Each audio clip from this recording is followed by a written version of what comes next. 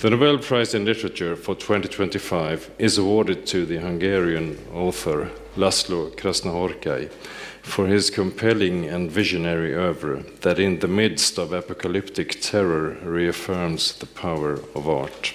Hello everyone, so as you just heard, the Nobel Prize in Literature was given this year to the Hungarian writer László Krasznahorkai. Who is this man, why is he so famous, and what is his writing about? That is what we want to look at today.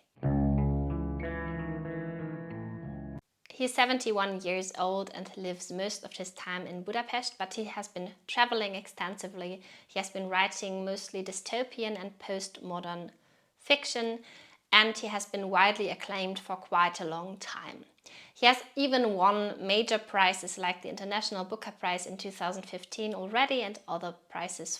Still, to me it was a big surprise learning about the fact that he had received the Nobel Prize in Literature this year, as honestly I'd never heard his name before. Therefore I don't know any of his books yet, which is a pity because it sounds very, very interesting. So first of all, congratulations on your Nobel Prize in Literature. How are you feeling right now? This is more than a catastrophe. I think now the reaction from Samuel Beckett after the Nobel Prize, this is more than a catastrophe. It is happiness and proudness. I'm very happy. László Krasznahorkai was born in 1954 in the southeast Hungarian city of Gyula. And he was born into a middle-class family as his father was a lawyer and his mother was a social security administrator. The family was also Jewish, which he did not learn about until the age of 11 because his father never talked about it, which is also quite interesting because I think for his identity later on it was important. And he has been leaving this city of Gyula and only been returning later on. He's been talking about that extensively in another interview that I will also link below. Watch the interviews with him if you're interested in him as a person because they are very, very interesting. So then at high school he learned Latin and specialized in that. Then after high school he started studying law but quickly switched the degree to pursue Hungarian language and literature, which he did in Budapest. And before dedicating himself fully to writing, which he already did in 1985 with his first debut novel, which was a huge success, it's called Satan Tango, he was working smaller jobs also to escape the military service that was mandatory, and therefore he took a few smaller jobs in remote regions of Hungary, several ones. For example, he's been working as a miner, a director of culture houses, and also what he claims that has been his favorite job was as a night watchman at a farm. Akkor voltam éjjeli őr egy tehenészetben. Az volt a kedvesebb munkám életemben. Éjszaka 309 vagy valami ilyesmi számú tehénnel, egyetlen egy istálóban. Hát ezt soha nem felejtem el. Ilyen békét, ilyen természet feletti, vagy igazán természeti nyugalmat sehol nem tapasztaltam, mint a tehenek között. Nagyon kevés dolgom volt. Végig kellett sétálni, ahol fölpüffett tehén volt, azt meg kellett hirtelen operálni, néha kialbozni. Ez volt minden. Fantasztikus. And at that time he has also been reading a lot. For example, he mentioned that he's been reading novels by Kafka, The Castle, for example, and also Malcolm Lowry's Under the Volcano. And these became very important for him. So here you already see some influence of the big writers. So in 1985 he's been publishing this debut novel Satan Tango, which was a huge success in Hungary already, so he became an acclaimed writer and widely known already very early on. But as the Iron Curtain was falling, he could travel outside of Hungary more easily after 1990, which he did. He went in the 1990s to places like China, Mongolia, and also Japan, which was most interesting to me, because in 1996 he lived in Kyoto for half a year. And this was also inspiring his writing because of the East Asian aesthetic especially, which is visible in his novel Seobo from 2008. I will talk about that later as well. This novel is said to be more philosophical than the others and also even inspired by Buddhist philosophy. He also went to New York and wrote there his novel War and War, which is also partly set in New York from 1999. And he also lived at the apartment of Allen Ginsberg, the American beat poet, which is also interesting to know, I think. And later on, he's been living in many different places, for example, in Trieste in Italy, also in Germany, in Berlin, and also in Budapest in Hungary. And still, he does not only live in one place, he claims that he's also still living both in Hungary, in Trieste, and also partly in Germany. And this way you can see how much he has traveled and been learning about different languages and cultures, and also has many friends from different countries, which also makes his literature a lot more international and even a kind of world literature maybe, also because it's been translated into so many languages, which is great. But let us now talk about his novels. Could you tell us your biggest sources of inspiration? The bitterness. I am very sad if I think of the status of the world now. And this is my deepest inspiration, the human being now. His debut novel, Satan Tango from 1985, which is about a miserable collective farm in the Hungarian countryside, which is paralyzed by endless rain and economic ruin. And the remaining inhabitants at this farm put their last hope in the return of a man called Irimias, who was thought to be dead already, but he returns to the village and they see him as a kind of messiah and think everything will get better now. But he actually exploits them and leads them into a much worse situation. It is set in around the mid-1980s at this Hungarian farm collective, so the late communist era, a time that László Krasznahorkai has been writing a lot about. And it is structured in 12 chapters that follow the steps of the tango dance, so 6 steps forward and 6 steps back. It is said to be the book that inspired this very typical style of the very long sentences that were also described as a so-called slow lava flow.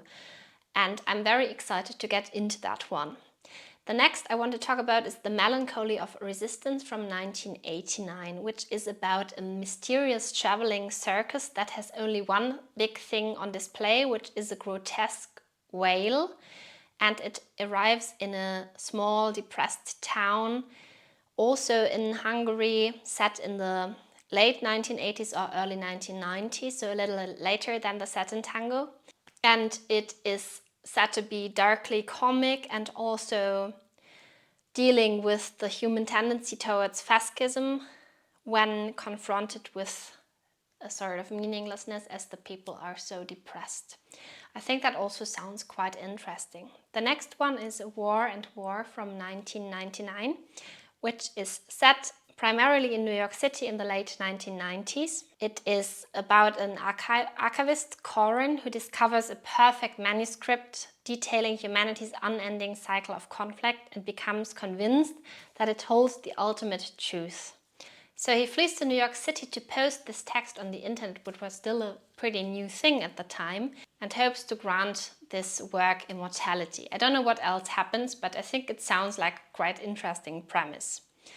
It is also said to be more or less philosophical work, exploring the themes of immortality and also the failure of communication in modern times. And there's 2 more that I personally think sound like the most interesting ones. The first one I mentioned already is the Seobo There Below from 2008, which is a global journey across time and space, and it's not a full novel, but it is made up of different chapters who are linked by the mathematical ideal of the Fibonacci sequence and also named after the Fibonacci sequence, also quite interesting.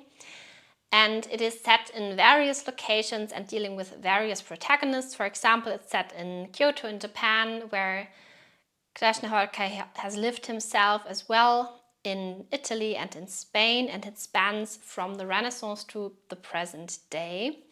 So it observes moments of beauty achieved through human effort in art and nature mostly. And the episodes focus mostly on artists who momentarily try to glimpse perfection, and they are guided by the presence of the Japanese goddess Seiyubu. And the last one, which has also been receiving a lot of attention, is Herrscht 07769 from 2021. It is also set in 2021, so it is by far of all these the most modern one, and it is set in Germany actually, where I'm living, so I was mostly interested in learning about that as well. The town of Kana in Thuringia, Thüringen, and it is about Florian Herrscht, a German, who is pretty friendly and also described as a big child, I think, something like that. But he works for a violent and xenophobic neo-Nazi boss in this desolate East German town. He is convinced that a cosmic catastrophe is imminent based on his physics studies, and finds only comfort in the sublime ordered beauty of the music of Johann Sebastian Bach, the German composer. And actually I don't know much what is happening, but I have heard several people on the internet and also read about it, especially German journalists who claimed this book a lot. So I think it's probably worth reading, but it is also said to be very complex, especially in its structure, because it is also written as almost an entire single epic sentence across hundreds of pages. So I guess it's pretty difficult to get into, but also it's highly modern and also very relevant these days, because it deals with topics like the far-right extremism and xenophobia in contemporary Europe, and also about great art and extreme political situations. So that sounds very, very interesting, but also very challenging to read. For me, it is definitely one of the authors that I want to check out in the near future. And if I'm very, very fascinated by it, probably I will talk on this channel about it more. Personally, like on a personal level, he seems like a very friendly person. I've been listening to this telephone interview with him today and also to other interviews with him. And what I found very nice, for example, is that he said right now, when receiving this prize, he's been staying in Frankfurt to visit a sick friend, and he has an appointment with the administration. How do you want to celebrate this?